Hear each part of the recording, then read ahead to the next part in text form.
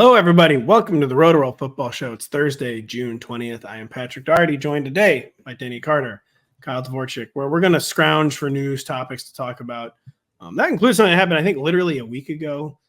Trevor Lawrence becoming the highest paid quarterback in the NFL. We did not talk about it on Tuesday because we wanted to talk about it today because Kyle couldn't make Tuesday's show.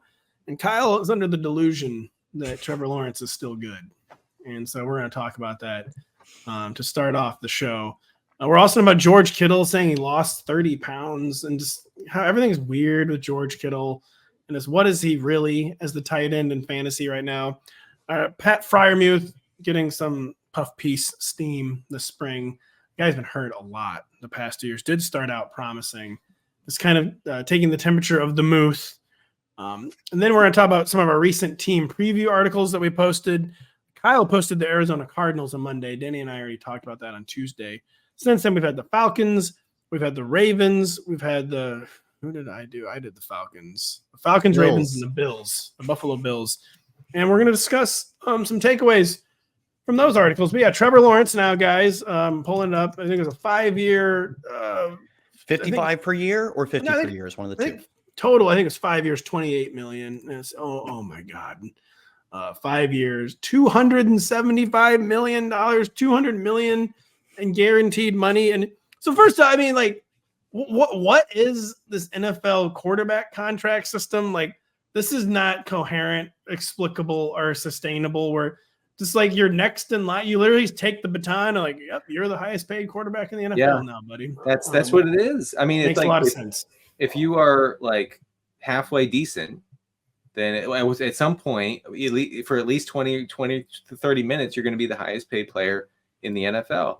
Yeah, wasn't Derek Carr the highest paid player in the NFL for like 2 months or something? I mean, way back when. But Jared Goff was, Tua Tagovailoa is about to become the richest American who's ever lived for some reason. And just not entirely sure. I understand the logic that has taken hold of this system, but also I don't see how this is sustainable. I mean, the FOMO, the fear of missing out, is so intense among these front offices that we will never in our lifetime see a team let one of these guys walk ever again. The bluff will be called at some point. It's not going to be called on Tua, is it? Scared. Tua hasn't happened. I think it's a little interesting that Tua hasn't happened yet. It's going to. They're gonna, like you said, make him the second richest man in the world because he can push the buttons in Mike McDaniel's offense. Probably like 25 other quarterbacks can. I think the closest we've come to the bluff getting called has been Kirk Cousins, like in that vein of like a Tua type. He's not the button pusher type, but in terms of like what he provides to a team, Tua pushes buttons really well. And the moment you ask him to go off script, it's quite bad. Kirk isn't as like micromanaged as Tua, but it's like the same ends to the same means, or different ends, different means, but even the same end Cousins, of who cares? Like Kirk gets to the end, gets to the playoffs. Yeah. Maybe he's frisky and he wins one. Dude, you're not winning a Super Bowl with him. And the, now the Commanders and then again, the Vikings have both eventually, took them a very long time, but eventually called the bluff and let a quote franchise quarterback walk. I do think that's like probably the best possible strategy you can take with Tua is like franchise tag. I don't care. It's expensive. We don't want to commit to you long-term because there is a ton of risk involved with doing that. And if you continue to prove us wrong, then maybe then we can commit to long-term. Do they call us bluff? Teams struggle to call bluffs. Were you going to make the point, Denny, that they did call Kirk Cousins' bluff and it just horribly backfired every time they called his bluff? Like, well, he still ended up fabulously wealthy and has made as much money as any player ever. Well, and the problem with the franchise tag approach, Kyle, is they called Dak's bluff. And all it did was make him more expensive because it set the baseline for his salary like so absurdly high. That's good. It's easier. It's easier to call. Hold on. Come on, man. Is Dak better than Tua? That's a better question. Dak. Wait a second. I don't group Dak with these other guys. Dak. No. That's what I'm saying. Is I say Dak is good and Pat immediately. Yeah, Dak's good until anything matters at all. No. Oh no. What? The whole point of the show was to get to Trevor Lawrence and derail the show. We can't derail the train before the place that we've designated for a different derailment. Dak is way better than Romo ever was. Let's just be clear about that. Well, Dak did not accept the don't immediately get blown out at home in the biggest game of your career by Jordan Love challenge. and didn't accept that I challenge. mean, I credit Jordan Love. And I also, Dak was not out there on defense.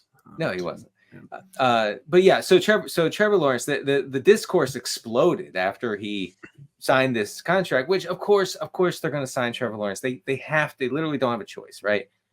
And the discourse was that we still don't know if Trevor Lawrence is good. He's entering his 4th NFL season. We don't know if he's good partly because his receivers have dropped passes, and apparently at a high clip. There was a chart being passed around. I was being beaten over the head with it several times over the weekend. There were a few charts that really got their numbers pumped. Yeah, I had 2 black eyes for about 48 hours from this beating, and the chart basically said that Trevor Lawrence has led the league in lost EPA on due drops, to just total lost EPA due on to drops, right?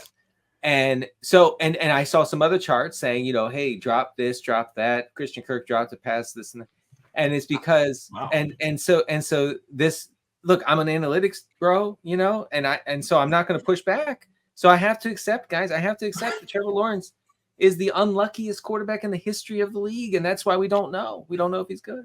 Denny, you're stretching the bit to the very end. I mean, you have said aren't the Jags drop stats not even that bad? They're not. No, they're not really bad.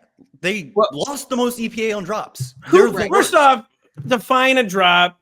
Define what goes into the EPA, of course. Although we do know what goes into the EPA. I was going to say the main thing that we mentioned a stat that doesn't confirm your priors. You're like, science. What even is it? Earth, round, flat? Who knows? It depends on what the definition of is. But the main thing Denny and I noticed with the video with Trevor Lawrence, the video was bad marketing. We can't. These are all would have been crazy good catches, as Denny pointed out. Clearly several of them would have been all. the catch of the year. And you know what kind of passes are easy to drop are bad passes. Okay, and well then you don't think Mahomes is good because he also gets all the drops because his guys are. And Lawrence, he gets the ball in the general vicinity, kind of like a Baker Mayfield. I'm trying to think of someone else to compare him to. But he does not throw a beautiful ball.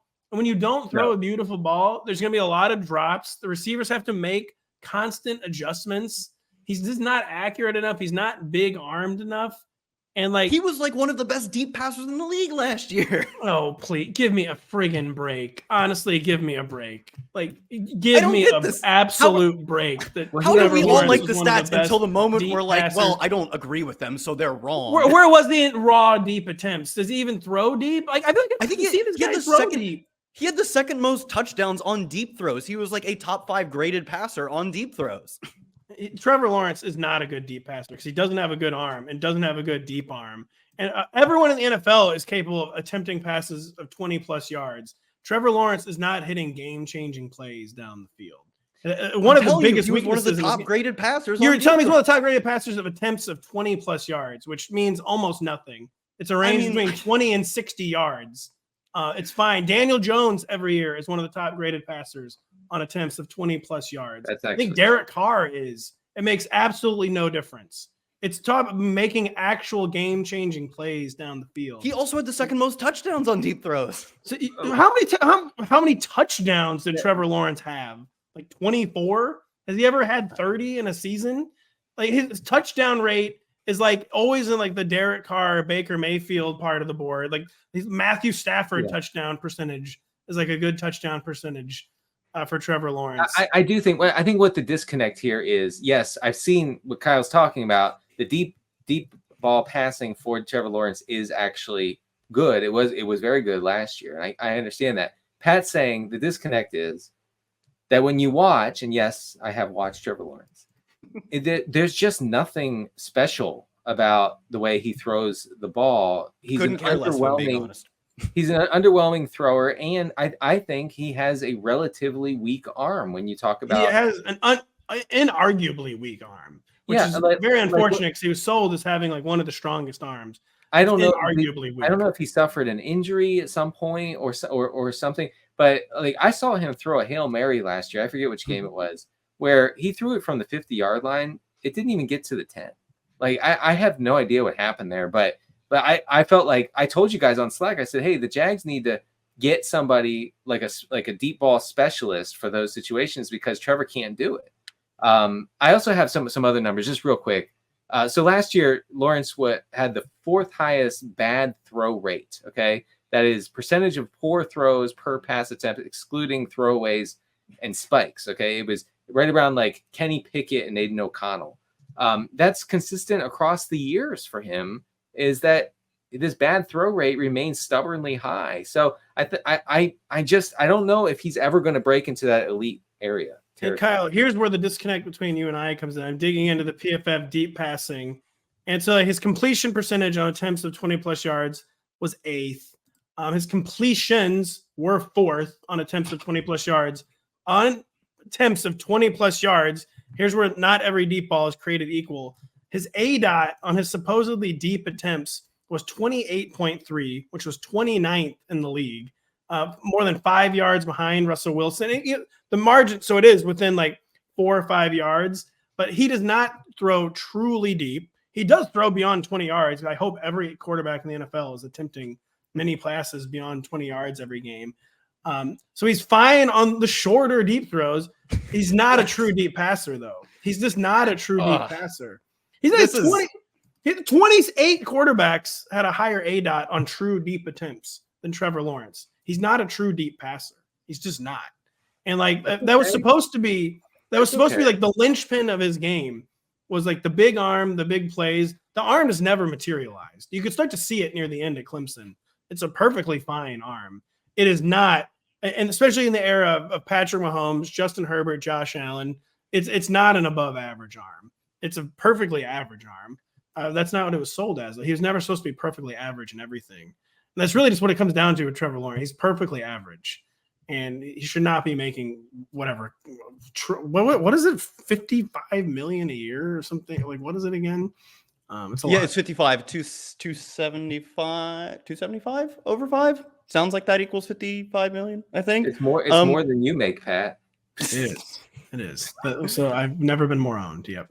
Yeah. With the deep stuff, like, if you're trying to adjust to like, okay, well, how good was he on 30 plus, 40 plus? I think you start to really get into the range where the data just doesn't matter. Whereas like, if you can say 15 to 20 plus, like you at least have a sample size that maybe matters. He's good on that sample. And if you're like, oh, well, his deep isn't deep enough. Like, I could not care less. Like, what does his it matters though. Those are the plays that change football games. Those are the plays that change football games. It truly does. How many 40 plus attempts do you think happen a year for a quarterback? I mean, I do not know, but I know that Trevor Lawrence is not. Like, no, it's not. It's actually not. It's probably like 3. It doesn't. It's borne out in the data. Amongst on the deep ball, he has one of the least deep balls. It was literally 29th in average depth of target on throws of 20 plus yards. Like he's not a true deep passer. Like I will accept no other argument. It's over. Well, I guess we shouldn't talk about it. It is over. It's a shame. Yeah, like I kind of agree though that he's like generally average to average plus. I think he's probably not QB 16, but like honestly, if you like 14, 15, 13, it's whatever. But he was incredible in college. I do not accept the first. He's good as Denny. I'm still going to steal Denny's line. He was good as a freshman. Yeah, he was good as a freshman. How is this also a thing? His yards per attempt, adjusted yards per attempt completion rate. Oh my God, his adjusted yards per attempt per completion in the ACC, where he's playing Syracuse every other week. Oh my God, wow. I'm saying they got better every year. He was better every year. He got worse is like patently false. First off, I just remember he lost to Syracuse in college. We're moving on though. I think you're dumb. No, we're not moving on. Like his numbers across the board got better every single year. And also he went from T. Higgins as his top receiver first 2 seasons to Amari Rodgers as his top receiver. He got better every single year. I don't know how this narrative comes up, but like it's cool. It comes up because he's underwhelmed since that's why it comes up. And it's partly you could argue it's unfair expectations. When was the last time Trevor Lawrence lived up to expectations? It was his freshman year at Clemson. He was better the next 2 years. Yeah. They didn't win though. He was not. And first off, he wasn't better. He might have been better from an efficiency.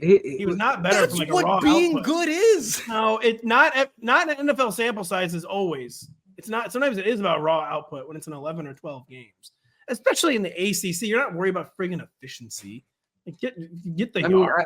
I will say, like, Kyle's right. I'm looking at the numbers, like the adjusted yards per attempt, everything goes up, touchdown rate goes up. But like his freshman year was probably just stunning because he was a freshman in 2018. But in 15 games, he had 30 touchdowns. So elite college quarterbacks. Drew Lock had 45 touchdowns every year at Mizzou. So maybe Trevor Lawrence ever even had 40 touchdowns. I don't know. Maybe this freshman year set him up. It set him up for like unreasonable. Like, okay, well, he's going to get better every year for the rest of his life. More touchdowns and threw for more yards in the very next season. That's also a volume stat. His senior season, I'm pretty sure he didn't even have 25 touchdowns. Like, he also missed 5 games that year. He played 33% fewer games than did he the get hurt previous against 2 years. Syracuse? He got hurt against Syracuse that year, I bet. Did he actually get hurt? No. I mean, I know that's why he didn't play, but I meant the Syracuse one. Oh, sorry. So, like, the volume stuff, wrong. The efficiency stuff, wrong. It's only QB wins. And your argument for why didn't he get better was it's not for its touchdowns. He threw 21 touchdowns in 16 games last year. Are you seriously kidding me? Like, are you actually kidding me? You don't get a pass throwing 21 touchdowns. That's Daniel Jones does that. And he's done it for 3 years now in the NFL. That's what Derek Carr and Daniel Jones do. The guy said his career high for touchdowns is 25. Like, it doesn't matter. Who cares if Derek Carr is efficient? Who cares? No, Derek Carr actually is weirdly efficient. He's so. I mean, Trevor Lawrence is fine. My argument in the NFL that, like, he's been in the past 2 years probably the 13th best quarterback, which is it's fine. Like, I agree with that actually. Yeah, exactly. Like at 13th, 14th, the difference in there doesn't matter too much. But the thing is, he was incredible in college. The narratives that you two spin are garbage about him in college. Like he was number 1 overall pick and was like he won good season. was like he was that year's generational. He wasn't actually generational, but he's the guy everyone calls generational that year. He was a very good prospect. First year, I think, is mostly garbage. Urban Meyer, to my money, is like by far the worst coach to ever grace the NFL. And then great in college. The NFL pretty much universally says number 1 overall pick. First year, I'm going to say mostly, doesn't count mostly. There's maybe some stuff to take away. And then he's like the 13th best quarterback for 2 years. Was he like probably 25 years old? I get why you make the gamble on that guy, but it's a gamble. I totally concede. It's a gamble to say guy has been good for a while. That could mean he can be great because he was great in college. He has not been great yet. And I won't concede that at all. I won't try and push that at all. He hasn't been great in the NFL. He's been just good for 2 years, but like young guy, great in college, good for 2 years. You can see how he makes the step. He still has to make the step. We talked about Kirk Cousins. He was good forever and was never once great. And that you see how that works out for his real life teams. They're oftentimes pretty good and they will probably never make a deep run. But I think with Trevor, you have to say, like, in 3 years, he's going to be the 9th highest paid quarterback. What if he's the 3rd best quarterback? You got to make those gambles sometimes, you know? Otherwise, you go back to the quarterback well and you get stuck with an actual Daniel Jones. It sounds like we agree on essentially everything, actually. No, I know. It was kind of fun to yell. I do like to yell. Well, we could have avoided the yelling if Calvin Ridley would have just made like 2 or 3 of those circus catches last year. And here's the stats would have been so much better. And Pat and I would have been like, all right, well, we were wrong. And here the EPA on drops thing, I think is maybe less fueled by touchdowns than he led the NFL in drops that resulted in interceptions. And I went back and found them.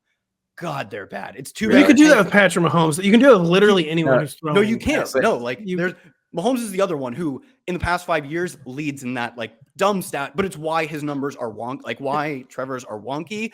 He had 2 Tank Bigsby like butterfingers slides right through interceptions and one really bad Evan Ingram one. Mahomes, though, like it's good that you bring him up. He's the other one who the past 2 or 3 years you can do that with because his receivers are terrible. But I mean, this kind of thing tends to happen when you're throwing. So he's throwing like 35 passes a game. There's going to be drops. Some of them will be interceptions. And like the big concern with Trevor Lawrence, maybe trying to tie it all. He's becoming an alibi guy. Like Urban Meyer Yeah, is a sure. very like compelling alibi. That's a good alibi. We The have to cops give are that buying that one. Yeah. But like he was already becoming like a Doug Peterson alibi last year. Where, like Doug Peterson's not using Calvin Ridley, right? Like I don't know, maybe just get the ball to Calvin Ridley if you're good. Like, is this really that hard? Like maybe just deliver the ball to Calvin Ridley. Like, have you ever thought about that? And and like the drops thing, he's becoming an alibi guy. Everything about him is kind of just screaming, like you say, he's the 13th best quarterback in the NFL. I still think though, like everything screams this guy could be the 5th best quarterback. Not that he is, but like, I really just don't. I do not think he has the arm or the overall athleticism. But I think the film bros would generally say he does have the arm. Oh, they love the film guys. Will never give up on Trevor Lawrence. No, never. That's like I feel like though, if the stats say he has a good arm and the film says he has a good arm, I'm not going to trust myself to not say that. Like, do the stats say he has a good arm? I don't think there's like I definitely wouldn't say they say he has an elite arm, but I mean, like he's good. He doesn't have a bad arm. Yeah, he does not have a bad arm. Okay. Yeah, like could he have? He's another one. Could he have the 16th best arm or the 5th best arm? He could fall anywhere in there. He'll never have an Allen or Mahomes arm, but 2 guys in the NFL have that caliber of arm. Could he be the 4th, 5th, 6th? I think that's definitely possible. And like I'm both understanding of why the Jags definitely gambled. It's a relatively high risk gamble, I'd say. And also in fantasy, I also want to make that gamble. Like you tell me Calvin Ridley, who was last good, and I believe 2020. I might have the year. No, I think it was 2020 because he was. No, I think it's 2019 when he was actually good. Oh my, was it really 20? Yeah. Oh, that is a long time for a professional athlete to not be good. You tell me that they upgrade him to Brian Thomas. They make the offense not out of Evan Ingram 5 throws. Like, could this guy take the leap? Yeah, I think he could take the leap. And that's the type of bet you want to make in fantasy is who could take the leap. Yeah, it was 2020, by the way. I just looked. Dude, I believe you. It was 2019, though. I straight up believe you. Denny was tired. We yelled too loud. And he was like, I got to go. Denny was tired of mom and dad arguing. And Denny It's a shame. We were just getting wrapped up, too. I know. We are wrapped up. We're wrapped up with Trevor Lawrence. So we'll begin with George Kittle, and we'll hope Denny is back soon. Yeah, sorry for listening if you don't enjoy the yelling, by the way. Every once in a while, Kai and I have to yell at each other. Do you think it's good?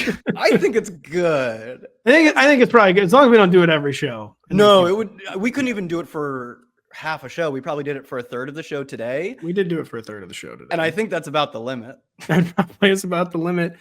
Kyle, what is your limit on drafting George Kittle? He lost 30 pounds following core muscle surgery. He could not lift. It sounds like he couldn't really do much of anything. He was literally the first team All-Pro tight end last year, but it's just like manifestly not translating to fantasy anymore. It's over 1,000 yards last year, but he's so touchdown tight end with over 1,000 yards. I think he was, but he's so touchdown dependent in the era of PPR. He's just not getting it done in fantasy the way he needs to justify, like, I guess what I would say probably a top 50 pick. I think his ADP right now is around 70. He's behind Kyle Pitts. He's behind Dalton Kincaid. He's behind Mark Andrews. And just what is your general opinion on George Kittle this year? Are you in? Are you out? Is he a value? Is it a never again situation? Where do you fall with George Kittle? Yeah, I mean, I wouldn't even say he's a touchdown dependent guy, given that he had the most receiving yards of any tight end. Like the touchdowns obviously help, but that's true of like almost everyone at every position. Few players you're like, I didn't get a touchdown. It was an awesome week. He's touchdown dependent in that he led tight ends in yards, and he was like what? I think he was like the wide receiver 6, tight end 6 or 7 by overall PPR points, and by average, he's tight end 7. It's like if you're leading in yards, but then you're literally 7th in fantasy, and like in the PPR era, it's just you got to catch more passes. Yeah, but like, I mean, he's never pushing for a lead in the league in receptions, but like. The alternative is if you want that guy, draft Evan Ingram and enjoy your never more than 15 points in a game. Whereas, I wonder why Evan Ingram compiles so much. Is because his garbage quarterback just gives him one super check down target after another. Sorry. That's man. I want to blame the offense or the offensive design on that. Yeah, sure. I mean, you put George Kittle. I'm back, by the way. To the listeners, if you can't tell the difference, that's then he's back. You put George Kittle on, I don't know, like the Texans, and he goes berserk. Like he breaks records. Okay, So, but he is what he is, and the Niners are what they are, and he's going to have blow up games. I mean, for redraft, Kittle is just so unappealing in so many ways. Because you're going to plug him in most weeks, and it's going to be kind of disappointing. Okay, but there are weeks where he's going to win it for you, which you can't say about Ingram. Ingram's never going to win it for you. Well, but are you willing to spend a 6th rounder on Kittle? I don't know if I am. Kittle probably does lose more weeks than he wins. I don't think so, because like how many tight ends? Like the average opponent you're facing is trotting out like Dalton Schultz and his 6 locked in and no more than 8, or Evan Ingram. Like, what happens when you face Evan Ingram and he goes 6 for 60 scoreless, and your Kittle goes? That's pretty good though. I mean, the new I feel like the new tight end model in PPR is becoming like the empty calorie Ingram, TJ Hawkinson, even like Sam Laporta, Trey McBride. Like, hey, brother, I don't care if they ever target this guy in the end zone. He's catching 6 for 70 every week. Who gives a crap? Like, you wanna shoot for upside? That's fine. I'm doing that at receiver and running back. The tight ends are here solely to money launder, and that's what you do with the tight ends now. Yeah, I feel like is that just an argument that like there aren't as many good tight ends anymore? Well, there's never been many. For a while there was 2 or 3 Hall of Famers. Yeah. And now there's not. Like I feel much better about Kittle. Like if I get Purdy and CMC in a best ball draft, like I'm trying to put Kittle in there. Obviously, it may be one of the either Debo or Ayuk. I feel good about that. In redraft, I just feel like I'm forced into drafting Kittle. I don't really want to, I'm good. Like I'm good with waiting for like wait. I mean, you could wait. You could wait a long time for I don't know Noah Fant or like Tyler Conklin.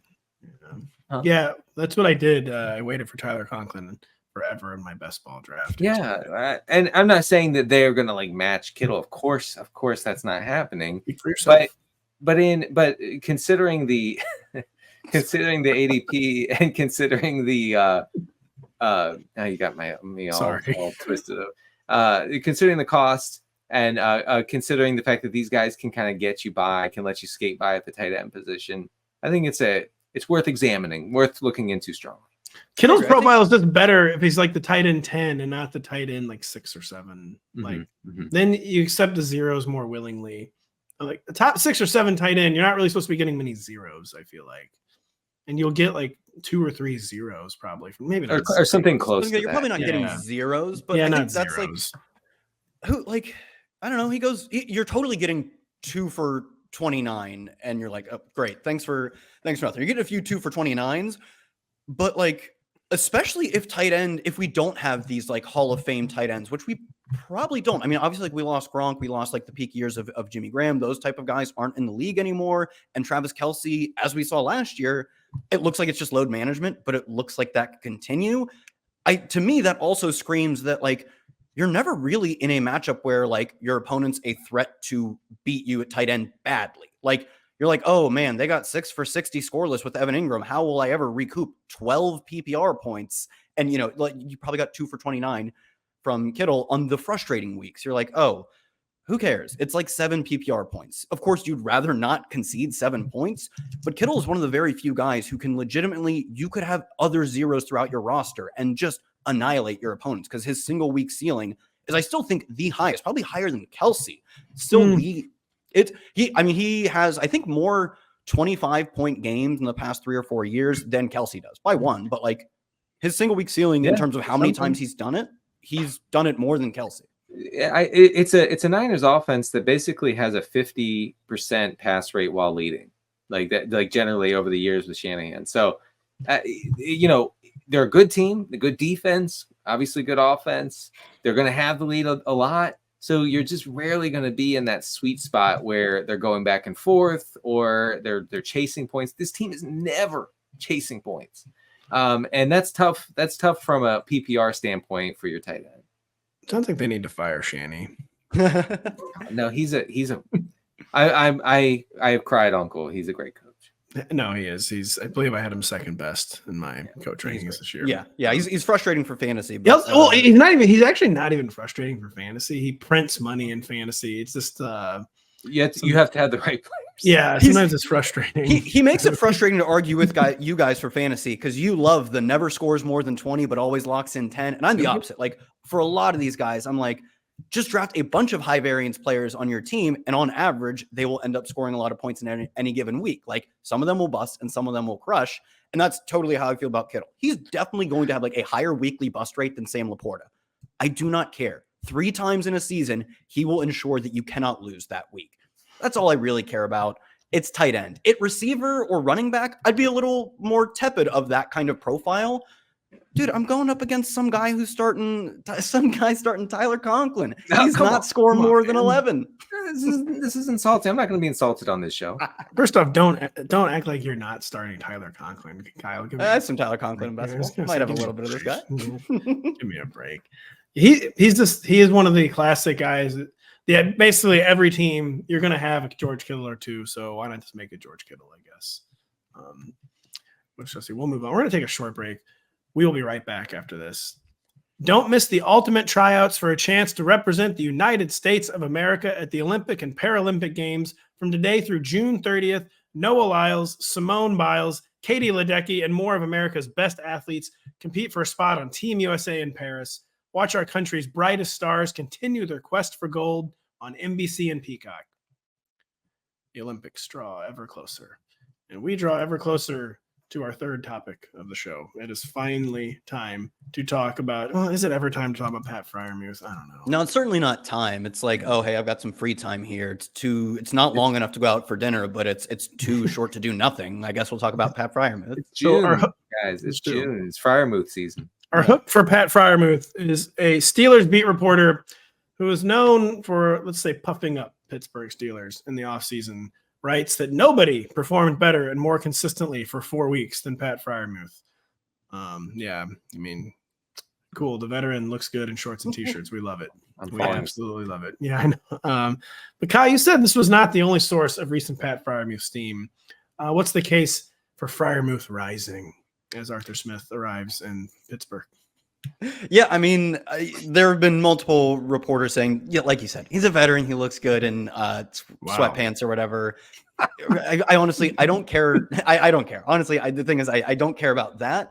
But it was either this or talk about Tyler Conklin, which we managed to do again anyway, so it didn't really matter. So I was like, well, we'll talk about someone else. Think about how we were viewing him like basically just a year ago, especially from like a dynasty lens. He was young. He was coming off a season in which he was top 10 in receiving yards. He was top 10 in PFF receiving grade. He was top 10 in yards per route run. Like this is a player who at 2 years into the tight end position was one of the more productive tight ends at that point in his career than we've seen in the past decade, mostly because it's hard to be productive as a young tight end, but he did it. He kind of broke the mold in that sense. And last year, obviously the wheels come off. In terms of like talent per ADP, probably relatively high. And that's kind of, I got in this Twitter interaction with someone like a year ago, and I was doing the bit like, I don't play in a points per talent league. And they actually had a pretty sick comment that was like, you secretly do, you just don't realize it. But like, at the end of the day, like talent is shining through most of the time. There are a lot of edge cases in which we have to say like, this talent was quelled. One of those is guys who play for Arthur Smith. So that's why this is a Darnell Washington season. Yep. That's why this is a frustrating situation. But I do think he's probably pretty talented. He was already like a top 10 efficiency and production tight end in the second year of his career. That's very hard to do. And do you guys think it matters because he plays with Arthur Smith? I can only pitch you guys on the talent. I cannot pitch you on the excitement of this, what is ultimately going to be an awful offense. I mean, again, like Freiermuth on a team that's going to pass a lot, I'm all in. And Arthur Smith's run heavy Steelers offense, which I think will be like eye-wateringly run heavy at times. Yeah. I mean, when they can, I think that we're just not as they should be. They really should. That's what's really stinks is that they should. This approach actually makes sense. It does make sense. Yep. With the personnel and like playing outdoors in Pittsburgh as opposed to the dome with all the skill player talent now. Do you remember good defense, bad quarterbacks, like a coach who dials up a good run game, even if we are annoyed by it, he does do it well. I don't want to say they'll be entirely justified in it, but like I will understand it. I'm not going to be like, why aren't you throwing with Russ more? Let him. We're not doing let him cook this year. No. Real quick, do you guys remember last year when the Steelers heard about the middle of the field? Ahead of week 11 against the week 12 against the Bengals. Right, like 3 or 4 days before that game, there were reports that like someone in the building was like, "Hey, maybe we should throw to the middle of the field," because that's did they fire Matt Canada mid-season, and this was like right off the heels of that. Right, they were like, "That's what the timeline correct." Yeah, that's what the Dolphins are doing. All the cool kids are throwing into the middle of the field. Maybe we should try that. And then immediately, Freiermuth comes out and gets 9 catches on 11 targets for 120 yards. I mean, just a crazy game, and then literally nothing for the rest of the season. So if we that was funny.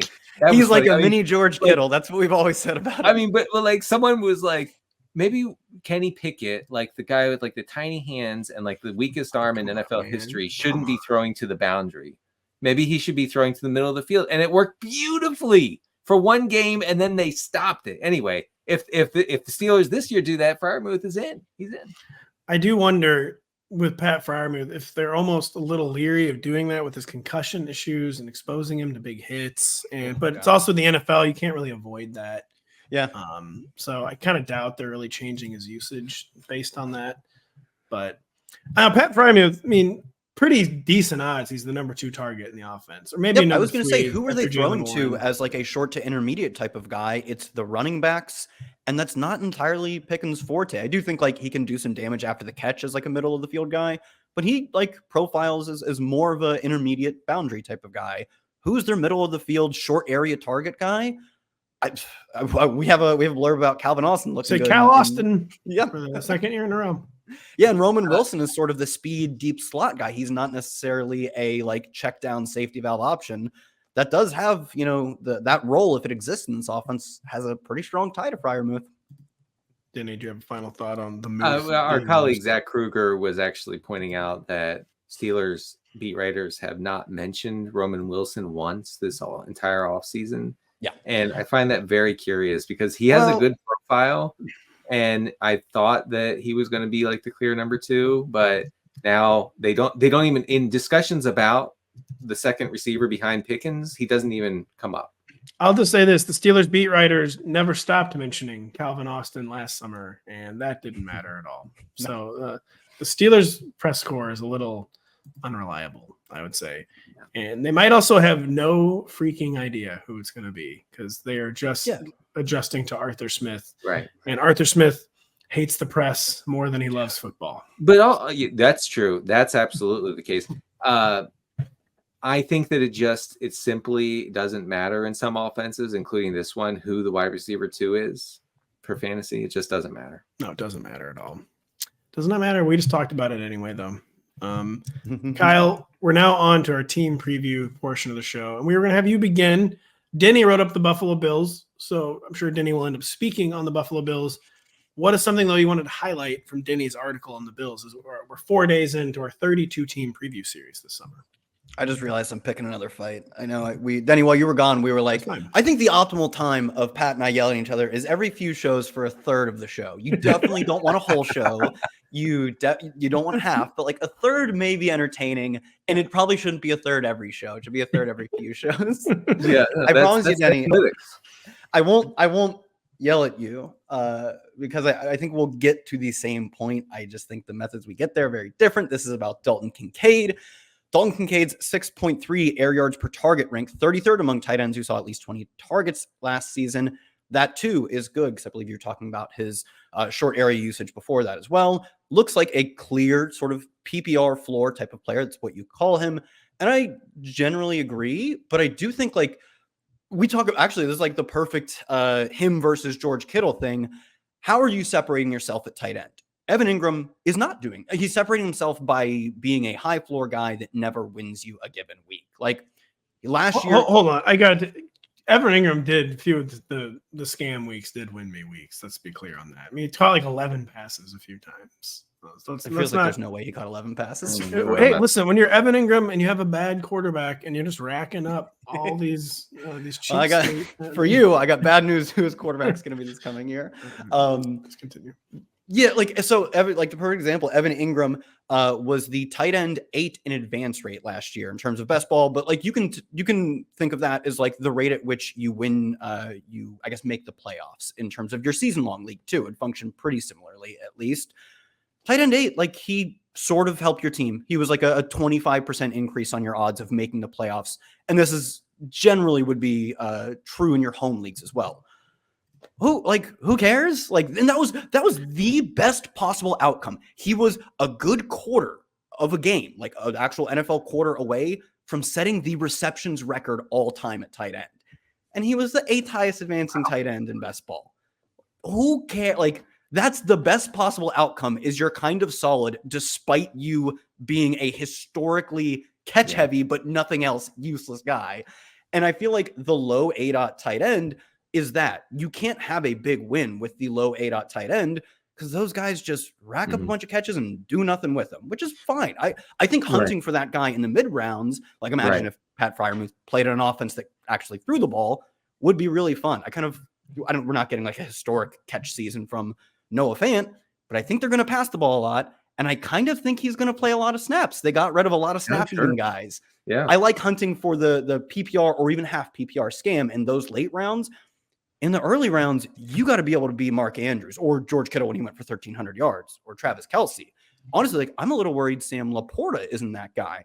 So if you think Dalton Kincaid sticks at that 6.38 on, I think he's like one of the worst picks on the board. He has no chance of winning you your entire league. Sure. If you think they actually let him push the field a little bit more, I'm very in it. I kind of think that's what they're going to do with him because they might have no other choice. I mean, you would hope, but I don't think that you can like project Kincaid to have an entirely different role this year. I guess what I was getting at was that like from just a general fantasy standpoint, it's not a bad thing to have a tight end catching short passes. We've been over this 15 times just on the show, so I don't need to reiterate it. But considering Kincaid's ADP, I think you're right in that he's an uninspiring pick. That's how I would describe him. He's not a pick where you pick and say, "Oh, I'm locked in now. Like, watch out! Like my league mates will never recover from this." Okay. Yeah, I think you put it well. Like you have to project a change in his role to really feel excited about him because you you pointed out, he was a low ADOT guy. I do think you want like a lot of the layup targets. But when you look back at the history of tight end, the average one, or I think there have been 24,000 yard seasons in the past decade. The ADOT average on those guys is 9.3. Like they are like they're chain movers basically, not deep receivers. Basically, like Gronk was the only guy who like for a year or two was like sort of modestly deep as a tight end, but the rest of them are chain movers. They do really good jobs picking up big chunks of yards and they earn lots of targets. You can't really pick up a chunk of yards when you're getting the ball 5 yards downfield. So for me, when I'm looking at the either breakout or like re-breakout, Mark Andrews has broken out plenty of times. I'm looking for that 8 to 9 type of ADOT where on any given game, you like that's how you find 100-yard games essentially. Whereas once you get to the 6 ADOT guy, I think there was only 2 sub 7 ADOT 1,000-yard seasons in the past decade. You do have to have some amount of air yards. Like they do correlate with fantasy points. Now, when you reach the upper bounds of that is when you get to Kyle Pitts last year. And like the only guys who played like Kyle Pitts was prime Gronk. And guess what? He had Tom Brady and he's maybe the most talented tight end of all time. I don't know if he's like, a GOAT, whatever, but probably the most talented, definitely had the GOAT quarterback. And he had 1 year where he had a 12 ADOT. That's where we're at with Kyle Pitts. That's unsustainable, but so would be 6.3. So I hope Kincaid as a matter of like, it's either Kincaid or Keon Coleman. I hope they use him as more of a chain mover, but like you said, you got to project something to change. By the way, Evan Ingram had 4 10-catch games. I'd say Evan Ingram was winning some weeks. Did he really? Yeah. 4 10. Wow. I think he never caught fewer than 6 was like the really insane Evan Ingram stat. Now I've lost it, of course. How many touchdowns did he have? Take a play out of your That's book. the problem. No, I know that is the problem. He was that's part of the Trevor Lawrence problem. Not very good in the red zone. and only 4 touchdowns for Mr. Evan Ingram. And man, 8.4 yards per catch is unseemly even for a tight end. Like that Evan Ingram's season is not coming back. We're never seeing the likes of that. Please don't again. let it come back. We can't let it happen. It's not going to come back. So what I wanted to bring up then is I'll stick with this theme because what I noticed from Denny's article on the Ravens was him talking about how Mark Andrews' ADOT had been over 10 for his career, and it fell down to 8 last year. And this happened, Mark Andrews is not as young as people think. It's going to be his age 29 season. He's had a pretty fair amount of injury issues, including a serious one last year that he really raced back from for some reason. And I am a little uneasy about Mark Andrews to still like slotting in as the tight end 4. And that might be a situation where I take a flyer either on the Kyle Pitts mega breakout or the George Kittle upside that Kyle sold pretty well. And I just don't feel amazing about Mark Andrews. It is more about like a prediction and like this thinking, like trying to like sense when a decline might come on. But he's 29. He's taken a real beating in his career. The usage, 8, like you said, 8's not a terrible tight end, ADOT. It was a lot lower than we're used to seeing from him. They, for the first time in a while, I think they have like an actually ascendant receiver core, especially an ascendant receiver in Zay Flowers. And I just don't know how I feel about Mark Andrews as the tight end 4. I think the appeal with Andrews is that you don't have to pay a premium for him. Finally, after 2 seasons of having to like go, if you were in on Andrews in 2022 and 2023, you had to go all the way in. And now, because of the injury, you said you have uneasiness. I think that's reflected in his valuation in redraft leagues and in best ball to an extent. Is like he's older, he's constantly hurt. There's Isaiah Likely, who, by the way, I mentioned in the piece, Isaiah Likely wasn't a thing when Andrews was healthy. No. I mean, it's just like let's not get the idea that you guys didn't like him as my Chargers bring back. I was going to say, I agree with you, Denny. Is like it's very weird to see his ADP as like he's the only contingent tight end we ever draft, but like it's pure contingency because what you said is absolutely true, dude. He is not playing. I remember early in the offseason last year, we were like, well, what if they run some 2 tight end? They try and get him involved more. No, dude, they are not doing any of that. Even when they ran 2 tight end, it wasn't him. Last year, it wasn't him on the field. Put in? It was like Charlie Collar or something. Yeah, it was maybe Picard or something. It was Jean-Luc Picard. It was fullback H-back. Yeah, Patrick Ricard. Yeah. So Ricard, not Picard, not the Star Trek guy. Yeah. So that's the appeal for me is that finally you get a little break, just a little break on Andrews ADP wise, and I'm okay with that. I like it. I will say I agree with that. As much as Isaiah Likely was not featured, he was 4th in receiving on the Ravens. It's not Mark just Andrews missed a bunch of games. He did, but it's not just fantasy managers. I mean, the Ravens do clearly like Isaiah Likely. Like he's more involved than basically any backup tight end. Part of it is because of the injuries, but Mark Andrews only missed 2 games in 2022, and he caught 36 balls. Drew 60 targets somehow in 2022, Isaiah Likely. And so it's not like Isaiah Likely is going to draw 0 targets. But I agree, he's not a threat to Mark Andrews. But it is, I don't know. The Ravens see the same things we see. Like we got to keep Mark Andrews healthy this year. Like Isaiah is going to be out there for some of the 3rd downs or something, or some like the stretch plays at tight end. I don't know. Mark Andrews just strikes me as a ticking time bomb, but everyone in the NFL is. So it's tough, man. Like these are it's a really, really violent sport as it turns out. I'm kind of with Denny. Like we're getting a discount on what is probably I'm going to say like the 3rd best tight end in the NFL. Kelsey's still the best. I think Kittle's the 2nd best, and like Denny said, we're ripping 1,300 yards every year if he plays for the Texans. I think talent wise, he's like almost kind of clearly the 3rd best. I think there's kind of a tier drop off. I'm just gonna bet on that guy when we get a discount on him. If he's if he has a really good year last year and he steamed up to the 1-2 turn, I'm probably out at that point. But we're getting a reasonable discount, a little yard sale on what I think is the 3rd best tight end in the league.